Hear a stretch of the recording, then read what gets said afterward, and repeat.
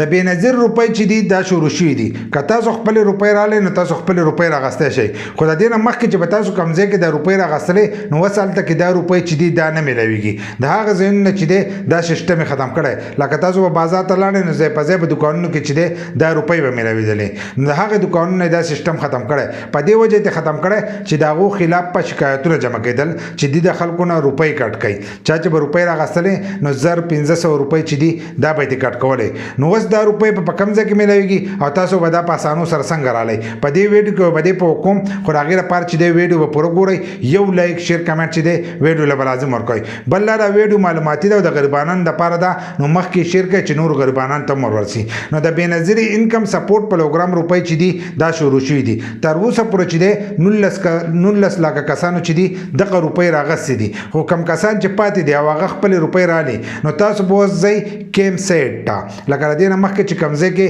25,000 12,000 روپۍ تاسو راغستې نو زیاتکر په هغه ځایونو کې چې دی دا روپۍ ورکړی کېږي بل لا که ستاسو په علاقه کې چا دا روپۍ راغستې نو تاسو به د هغې کس نه تپوس کوئ چې دا روپۍ کوم ځای کې میلاویږي که تاسو زړو ځایونو ته لاړ شئ نو په زړو ځایونو کې چې دی روپۍ نه میلاویږي څنګه چې مې راته مخکې وویل د هغو نه دا سیسټم چې دی دا ختم کړی او په دغه وجه یې ختم کړی دی چې دوی به د خلکو نه روپۍ چې دي دا به کټ کولې اوس چې دي دغه روپۍ به تاسو ته پوره میلاویږي بل لا که تاسو روپۍ راخلی نو د هغې سره به رسید چې دی دا به لازم رالی دا د هغو وینا ده چې رسید به لازم رالی که تاسو اوس به دغه ځایونو کوم دا روپۍ درکوئ نو رسید به رالی ځکه د ځینو کسانو چې دی د 9,000 نه دا روپۍ چې دي دا هم سیوی نو چې تاسو ته پته لګي چې زموږ دومره روپۍ ده موږ له دومره روپۍ چې دي دا راکړئ بل لا که په دې ورځو کې تاسو لاړ شئ نو نن سبا رش ډېر زیات دی او د ځینې ځایونو نه دا خبره هم راغلې ده ځینې زنانه چې دي په دې کې بېهوشه شوي دي نو تاسو کوشش دا وکئ چې د اختر نه وروسته لاړ شئ نو ښه به وي که د اختر نه وروسته لاړئ نو تاسو ته به ښه په اسانو سره چې دی دا روپۍ به میلاو شي ځکه کوم دوکانونو کې چې میلاوېدل نو هغه دوکانونه یې ختم کړي دي